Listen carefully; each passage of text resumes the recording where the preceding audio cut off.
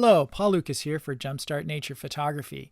In this video segment, called the First Field Session Appendix, we'll look at camera setup with a Nikon example. So we'll cover some of the menu setups and options that we discussed in the first field session.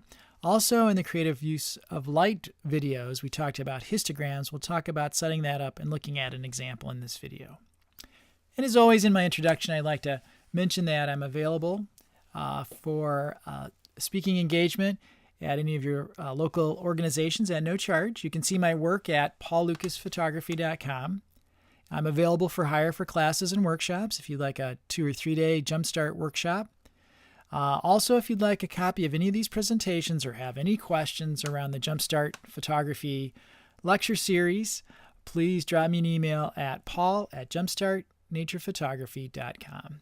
And also, I'd like to encourage you to consider participating in a critique session, no charges, positive, constructive critique session, just like I do with my classes.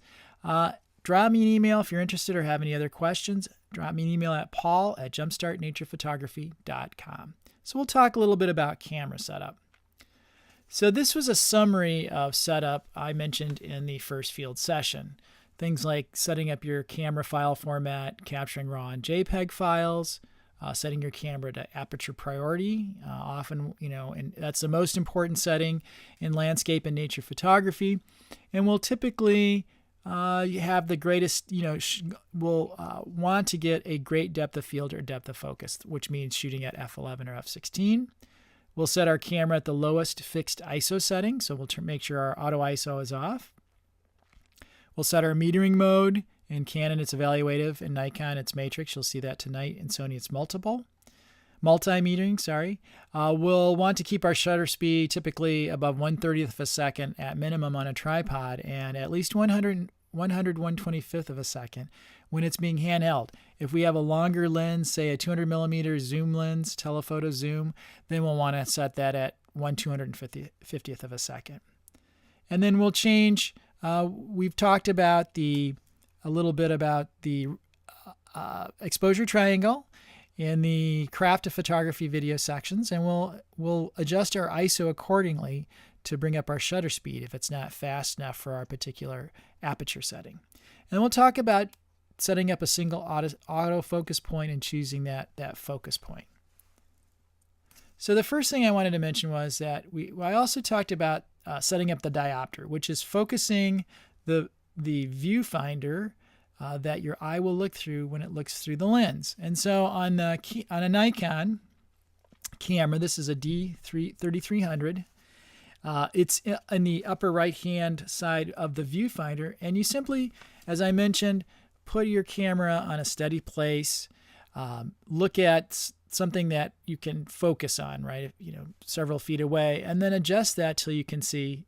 Make sure that the lens is focused on that object or wall or a bookcase or a garage door or a brick wall, and then adjust the diopter until it's in focus. Just spin it back, left and plus and minus as the settings say. And one thing I should mention here before we go much farther is that it's really important that you look in your owner's manual, right? The purpose of this is not for you to totally skip looking at your owner's manual, but sometimes the owner's manual can be confusing or has a lot of other diagrams. So I'm trying to get right to the core essence of the things you need to do. But please have your owner's manual handy and read it as well. I mentioned that an important thing is we want to make sure our photographs are level. So on the 3300, I did not find a setting for an in-camera level, so you can buy one of these little levels on Amazon or at a camera store, wherever it might be, from B&H Photo or Adorama. They make a variety of them. They work generally pretty well, but anyway, that's what it looks like, a camera level, and it fits in your hot shoe where you could put an external flash. And then you simply look at the levels to make sure you're horizontally level. That's the key thing. Now, vertical is going to change because of the composition. Your camera might be angled down or up.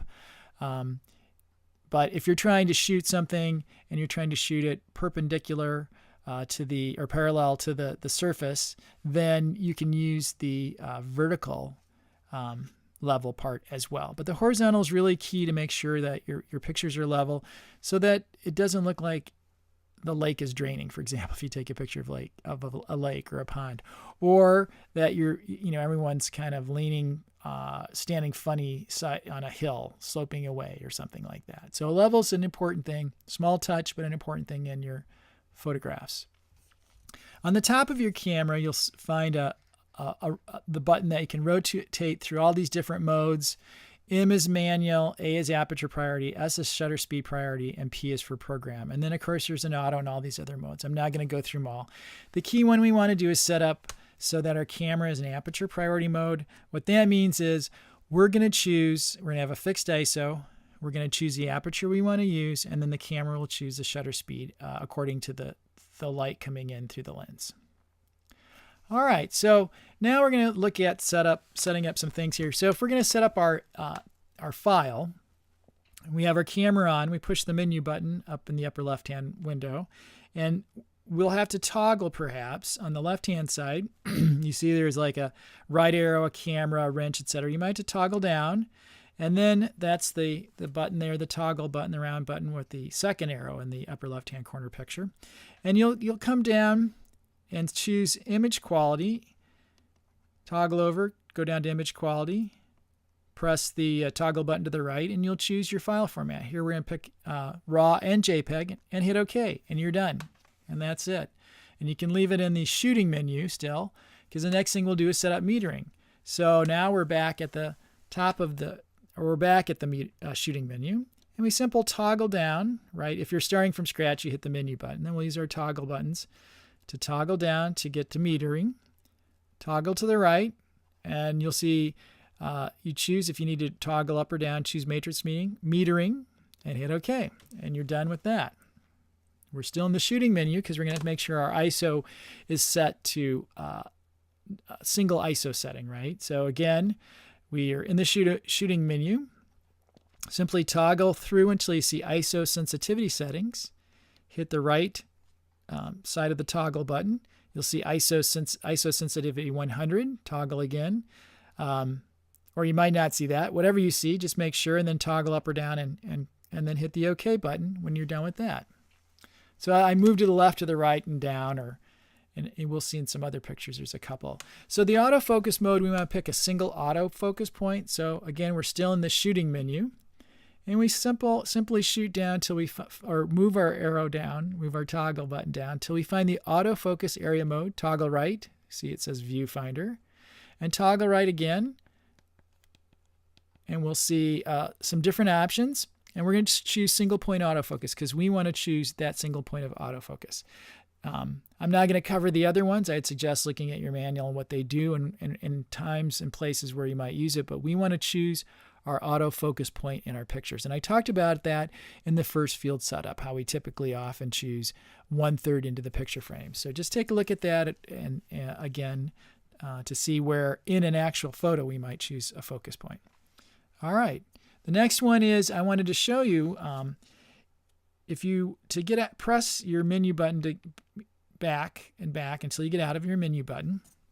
And then we want to change our autofocus. We want to make sure we're in a continuous servo autofocus mode. To do that, you press the I button, the information button on the bottom left-hand corner, and it brings up this screen, and you can toggle through all these different options. So some of these we were just setting, you could also set them here. I'll leave that to an exercise to the reader. But we would toggle to the AF, the focus mode, press the OK button, and then you can see we have a variety of 4 different options. MF is manual focus, autofocus single, autofocus continuous. We want the AFC autofocus continuous. So we would choose that and hit OK, and then we can hit the I button to the information button in the left-hand corner to get back to the screen, our preview screen. Okay, and the other thing I wanted to mention is, so when we're focusing, now I don't have a special setup that I can show you the screen through the viewfinder, but in that little left-hand middle where the arrow is, you see those looks like there's 11 dots. Those are focus points. When you press the shutter button halfway down to set your focus, these buttons will light up. And then what you can do is use your toggle button to move your autofocus point. So typically you don't want to move your camera too much. We want to get an autofocus point, whatever our subject is that we're trying to use as the focal point in our composition. We want to move our focus point in our autofocus system to the closest thing. So if there were a trunk of a tree in the bottom that was in 1/3 on the right-hand side frame, we would move our autofocus to somewhere along that 1/3 of the frame of that trunk of the tree. If the trunk of the tree was about a 1/3 of the way into the photo, then that's what we would use as our focal point. So the idea is to minimize your camera movement, because you may have to think of your composition, think of what object you want to focus on in the composition, move your focus point, because we have autofocus, single autofocus at a time, toggle it to one of those 11 points. You may have to slightly move your camera, but you want to pick the focus point that's closest to this subject. Focus on that and then slightly recompose and take your picture. Now you'll have to hold your shutter button halfway down when you do that, or you may have to switch between autofocus and manual mode on the lens camera body itself. And I'll probably I'll try and think of a video. Maybe I can think of a field video to get into that a little more, because it's kind of confusing just talking about it on the screen. But this is a starting point, right? Okay. Then finally, we're going to talk about histogram and highlight. So the histogram, remember, tells you about how the data is captured in your photo from the darkest tones to the lightest tones. The histogram we covered in a single presentation, the creative use of light. So I would ask you to go back. I think it was the 3rd presentation. I don't have my list in front of me. I'm sorry. But go back and look at the one that discusses the histogram. This is how to set up the histogram. So in the Nikon, you hit the menu button again. And now we're going to make sure we toggle up to the playback menu. So notice that the little playback button is now chosen after we pick menu. And then once we toggle down to the playback display options, we toggle to the right. It says additional photo information, toggle to the right again. And then we'll see these 5 different things. And what you do is you toggle right or left to, or you can toggle right to check or decheck each checkbox. So we want to have at least the highlights and RGB histogram information. Now, I would experiment and turn on the overview as well, but and the shooting data, that might provide too many screens to go through. So certainly you want the highlights and the RGB histogram. The highlights will show where your scene is overexposed. So once you've done that, then you can hit the OK button and toggle back, or click the menu button, and you're done to toggle out of that. All right, so here's an example. If we're looking at the histogram, highlights and histogram, when we hit our playback button, let me make sure here. I'm just double checking this. Yeah, so if we have just highlights and histograms chosen in our playback display options, we'll only have 3 things to toggle through. The first, it depends where you left off, but you might start with just the general overview. So you see the photograph, you see the date, the time.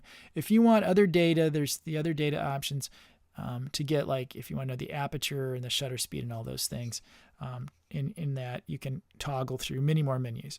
But just to start with these 3. So you would hit your playback button in the upper left hand near the preview screen. And then you would simply toggle down to get through these 3 different screens. So the first one is highlights. If your highlights are overexposed, this will blink back and forth. So something that's bright or a light color that's overexposed will blink from the light color, the light tones, to black, back and forth. And those will show you things that are overexposed.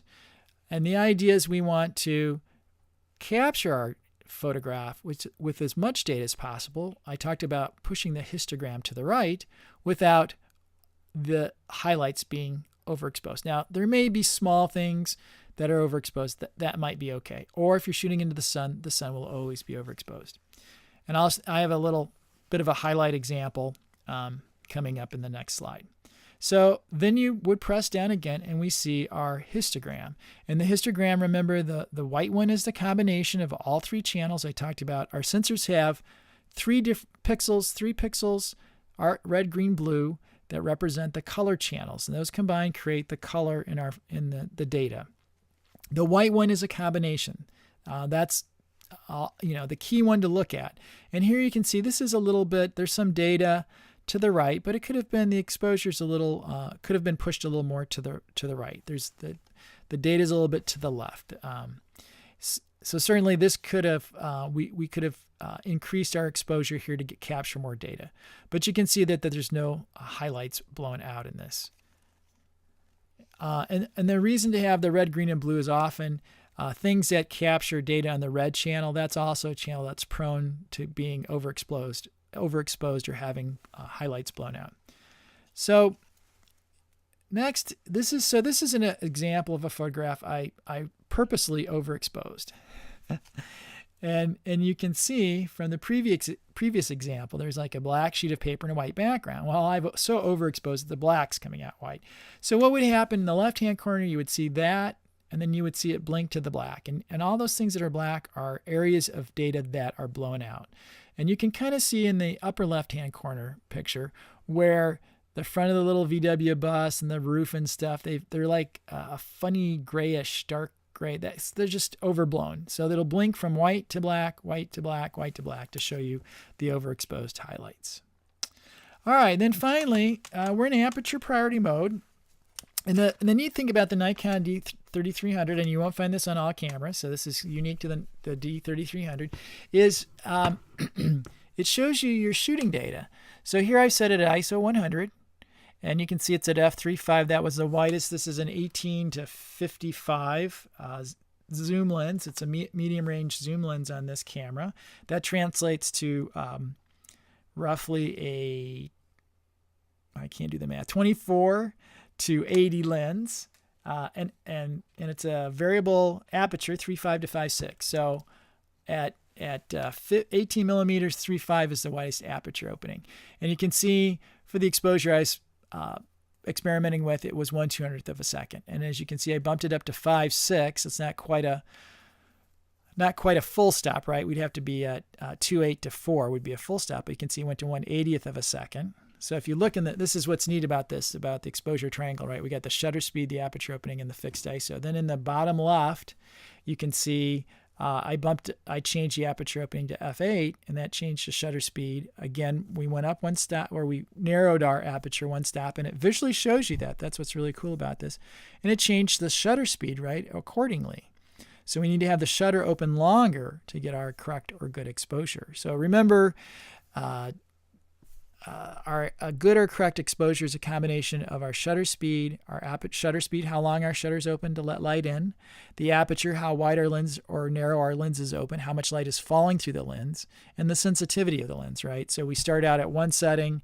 If we vary something, we can see how it changes. And in landscape nature photography, we like to, primarily concentrate on the aperture. So you can see we start out with 3.5, went to 5.6, and it went to 1/8th of a second. We went, that was a little more than a stop and a third or so. We went from 5.6 to f8, which is a full stop, and we can see our shutter speed has to be open longer. So it went from 1/80th to 1/40th of a second. And then we can see where I went to f11, and that's another stop, and it went to 1/20th of a second. So what if we said 1/20th of a second, or was too slow, or whatever it might be, whatever our shutter speed might be. So in the back of the 3300, this is how we would change our ISO. Now this is going to be different for all your cameras, but say we wanted to bump it up 2 stops from 1/200th of a second to 1/1/800th of a second for whatever reason. We're taking an action shot of some birds, and we're using the f3.5 with a fixed ISO of 100. And so 100, f3.5, 1/200th of a second, fixed ISO at 100 that's our exposure. So how are we going to bump up, keep that aperture at the opening we want, wide open, and get the shutter speed that we want. So we have to make our sensor more sensitive. So we're going to move it 2 stops from 100 to 200 to 400 to get to 1/800th of a second. So you can see here, you simply in the back of your camera on the Nikon D3300, and this will be different for everybody's camera, but here we can simply hit the information button, use our toggle button, that's that I button in the lower left, toggle over to the ISO setting, hit the OK button, and then toggle over to the shutter speed we want, or I'm sorry, the ISO setting we want, which is 400. Click OK, and then we can click I to go back. And now we see we have 1/800th of a second, f3.5, and ISO of 400. So hopefully that made sense. If it didn't, please write me, and I'll cover this section again. Maybe create some more additional examples. So again, just a summary of what we would do out in the field. Remember, we want to have a level, we want to set our diopter, of course, but then we want to set our file format to capture raw and JPEG. Or when you're comfortable and you're using Lightroom or Photoshop or something else, just shoot in RAW. Set it to Aperture Priority, right? And we'll generally shoot in f11 or f16 unless we're trying to do selective focusing, which we talked about in some other some of the composition, the art of photography presentations. Set our camera ISO to the lowest 100 or whatever it might be. Set our metering mode for Nikon to matrix. Check our shutter speed and adjust our ISO accordingly. And then make sure our focus is set up to a single focus point. And then use a toggle button to get to that particular focus point. So all these things are going to take some practice. Go out in the backyard and practice on whatever you might have. And it could be if you have a deck or a patio and you have furniture, practice shooting the furniture, or whatever you might want to shoot outside. Practice adjusting it, setting your focus points, etc., to get familiar with how it works. And if you have any questions, please drop me an email, paul@jumpstartnaturephotography.com. Thanks, and I'll see you in the next presentation.